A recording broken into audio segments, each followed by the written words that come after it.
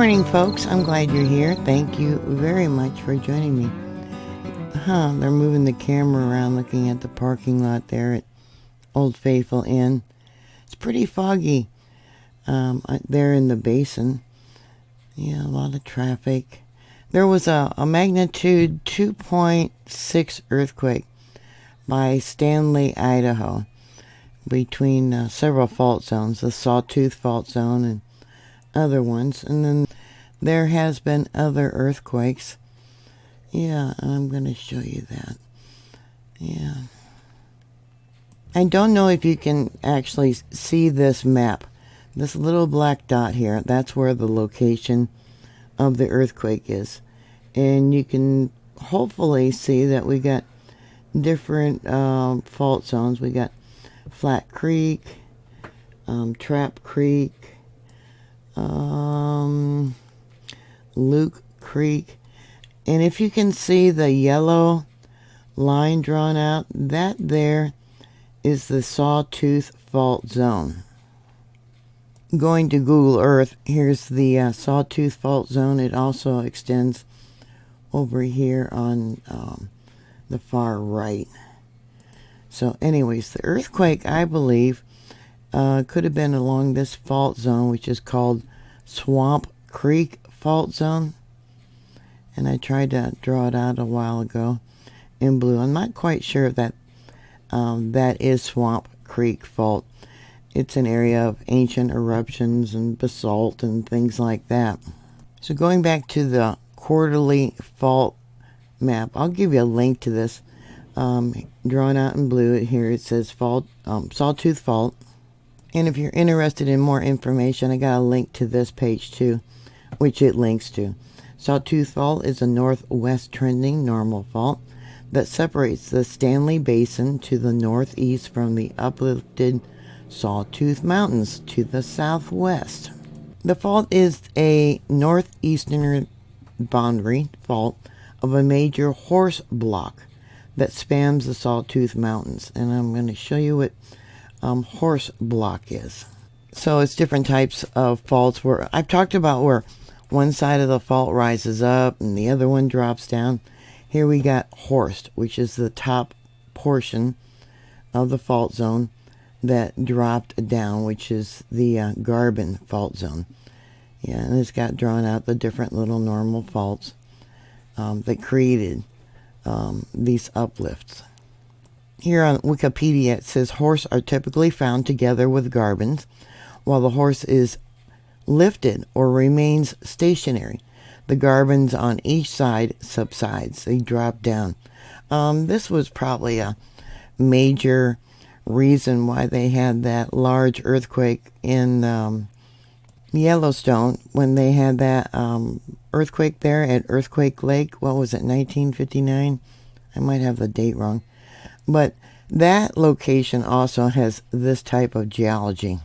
This earthquake occurred at 9:56 p.m.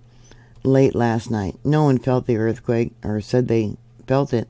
If they did, it would have just been light shaking. It was 10 kilometers in depth or 6.2 miles.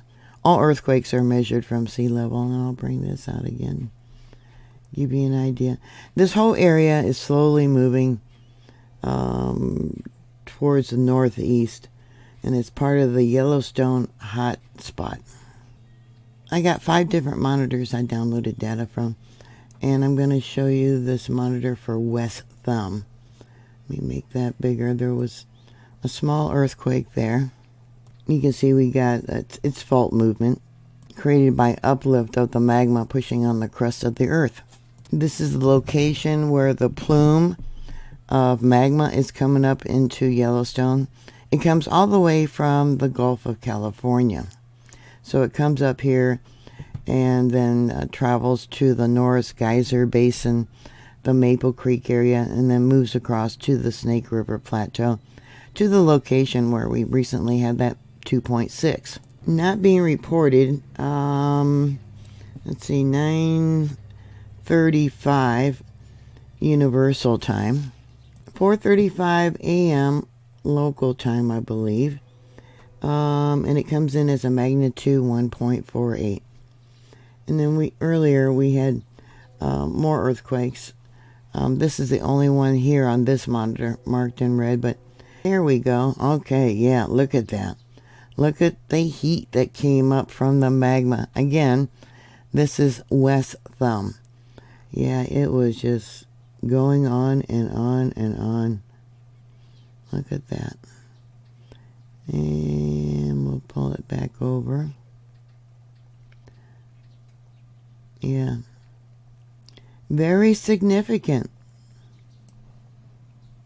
This here is an 11:45 p.m. Central Daylight Time. And then we got some more. Let me find it.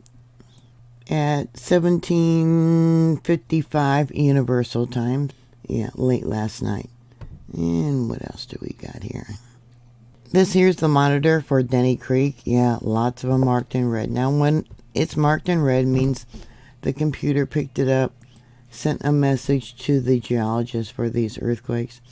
And these here were shallower, maybe 3 miles in depth. For a while, I couldn't get the data from Denny Creek. But this is an area where, yeah, under the ground, it's cracking, slowly allowing the magma to rise up. And this is what, yeah, look how shallow that is. Let me pull it down. This is what it was showing when I pulled the files this morning. Oh, it's not going to give me the data there. Why is that? Let's see. Okay, there it is. Yeah, look at that. You can see all the layers of the heat coming up. And what we got there? Another earthquake. Lots of earthquakes. Let's see here. We'll pull it up some more. Yeah, look at the line of melt there. Now again, this is yesterday. What it was showing, you know, the activity for yesterday. Yeah, and then we had, you know, look at that. All the popping. I'll just go through it as it occurred. Taking a look at the lines of melt. Yeah. Oops, am I off the line there? There we go. Look at that one. Wow. Slow moving tremor. Yeah. And then we'll go to, oops, it went small on me. Okay. Right there. Little, see how close that is? We got some popping going on. See that? And then we got this one that occurred afterwards. And then that one. Another long period. Oh, and look at that. Yeah. Boom, boom, boom. I talked about this drum beats where it's like got a hose and you get turned on the water to come out and you kink it, bend it so the water don't come out. And that's the same thing with this magma. It reaches a point where the rock is not as easily melted because not all rock melts at the same time. And then it melts and it flows up a little bit higher and pops again, and then it stops and melts and pops again. Yeah, okay. I didn't want to do that, but see that? Yeah, that's shallow. That is shallow. This is why I like having Denny Creek, because Denny Creek really shows the activity that's going on. Let me show you the location. Here we have Earthquake Lake. This is the monitor for Denny Creek. This is the area when it had its last major eruptions. Now, there's been 20 to 40 smaller eruptions since its last eruption. But this is the area when it had its last major eruption. It started up in here. And it did a counterclock, what they call unzipping. Multiple eruptions. Think of booms. Yeah, boom, boom, boom, boom, boom.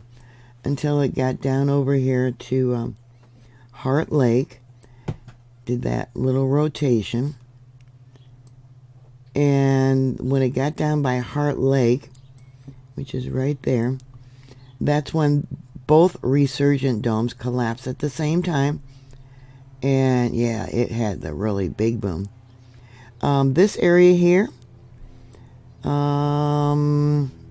Erupted about 70,000 years ago. Yeah, so don't think that, just because you hear about the one that was 250,000 years ago, there wasn't other eruptions. But this is real interesting, this location here. The lava flow covered an area approximately the same size as Washington, D.C., 100 feet thick. Since the major eruption, 600, it's got on this document, I'll give you a link to it, 631,000 years ago, there's been approximately 80 relatively smaller eruptions. They weren't explosive eruptions. Now this comes from USGS. Approximately 80 relatively non-explosive eruptions have occurred. Of these eruptions, at least 27 were rhyolite lava flows in the caldera. 13 were rhyolite lava flows outside of the caldera. And 40 were basalt vents outside of the caldera. That would be along probably the Snake River Plateau. Most recent volcanic eruption at Yellowstone, a lava flow at Pitchstone Plateau 70,000 years ago. Now that's in Yellowstone. So don't be fooled. There's been some what they consider outside of Yellowstone. And I've talked about this. We got the craters of the moon, which was about 2,000 years ago. Native Americans actually witnessed that eruption. Hell's Half Acre, somewhere between 4,000 and 5,000 years ago. And crater, let's see, what's this one? Black Butte Crater lava. That was 12,000 years ago. But more recently, when they were surveying for roads, they found more eruptions up in this area. 191 and what is that, 89, Obsidian Cliff. Yeah, they found more recent eruptions. Yeah, there's that Grizzly Lake fault zone that I often talk about. But a couple of years ago, I heard about eruptions somewhere up in here and was trying to do some research, and someone was supposed to go up there and check it out for me, but I never got any information back. Now this is an area where when it had its eruption, it was a mixture of rhyolite, which is the most explosive type of lava you can have because it's got so many gas in there, so many bubbles, and a mixture of basalt. I used to have it marked here. There's a campground. I don't see it now. Yeah, many of you that follow me know I lost a lot of my data when Google Earth reset itself. So I'm going to have to find that location again and share that with you. Here I've been saying it's 40 smaller eruptions, but it's actually 80. Yeah, since the last major eruptions. Can you imagine that? And they say that they're expecting more eruptions. They're hoping it'll be about the size of Mount St. Helens. Bigger though, because of the size of the caldera, which is 35 miles wide by 55 miles long. So here we have the borehole by the fishing bridge. Borehole 208. And we got a small earthquake right here at 5:05 Universal Time. Oh, I believe that's the same one that I already showed you on the other monitor. So that would be 12:05 a.m. And this is what it was showing there at the borehole when I pulled the files. And we got a quake there, it looks like. Yeah, Torlinos. Got another one here, but it's not marked in red. Yeah, slow moving tremor. Oh, this one is marked in red. Okay, at 1:57 Universal. There's the spectrogram for it. This here is another one that's not being reported. It could either be 2 earthquakes or, it could have been by Stanley, Idaho. I'm going to say it's 2 earthquakes. So if I put it all together as one earthquake, it comes in as a magnitude 1.39. Yeah, I would say it would probably trigger the second one. Did I tell you about this one? This is at 8:57 p.m. local time last night. Yeah, they're not reporting this one. Yeah, there at Mary Lake, it really shook it up. Wow. Over here on the left is the borehole for Yellowstone Lake, Moose Creek, Idaho, Denny Creek, West Thumb, and Mary Lake. I'll make Mary Lake bigger. Right there. Okay. Yeah, some significant quakes are showing up at Mary Lake. I cut off the signature pretty early, but it comes in as a magnitude 1.75. And I'll show you the signature, hopefully. Yeah, it rattled for a little bit. I probably should have carried it on longer, but I was going by the the slowdown here on the spectrogram. So it could have been as high as a magnitude 1.94. And then we got another one. Oh, actually, it looks like two, don't it? Yeah, slow moving tremors. Let me make that bigger if I can. There we go. Yeah, it was like a sudden second little pulse, slow moving tremor. Yeah, so let's add that all together. And that would have come in as a magnitude 2.06 at 2:09 Universal, 9:09 p.m. late last night. Yeah, they're not reporting it. Now, Mary Lake, I'm looking at some of the other stuff. I'll show you where Mary Lake's at. Here we have Yellowstone Lake. This is Mary Lake, and this is West Thumb. And that's the monitor right there. This isn't far. Do I have it? I wonder if I got it. Yeah, okay. Okay, this isn't far. Let me draw you a line. I'll just draw a line here. Let me move this over. Okay, this is where we got a line of uplift between the two resurgent domes. Yeah, I don't know if I got an image showing you that. Let me look. Yes, I do. Okay. And, you know, depending on the color, how much the uplift change is going on. But here you can see. Yeah. Let me bring this over. I'm not sure what the date is for this image, but back then there was almost 2 inches of uplift. As I said, I don't know the date of that image, but here it talks about the uplift between the two resurgent domes. The center part of the Caldera floor rose more than 700 millimeters, 28 inches, and an average of 14 millimeters per year, which is a half of an inch. Now this is between 1923 and 1977. The greatest uplift occurred between the Mallard Lake and Sour Creek resurgent domes, including near Old Faithful, benchmark F10, and Lee Harvey Falls, benchmark DA3. So let me bring this up. This is what I was talking about, this area through here. Here we got the Sour Creek resurgent dome, and we got the Mallard Lake resurgent dome. And then the dotted line is the ring fracture. And then they got the direction of the leveling lines that they were taking surveys. Now it does go up and down, but 28 inches, that is a large uplift at that time.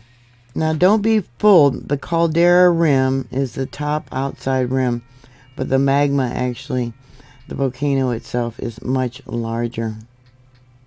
So that's all I have for you right now. If you have any thoughts or questions, please put it down below. Thank you very much for your time. Have a great weekend, and I will talk to you later. God bless you. Bye.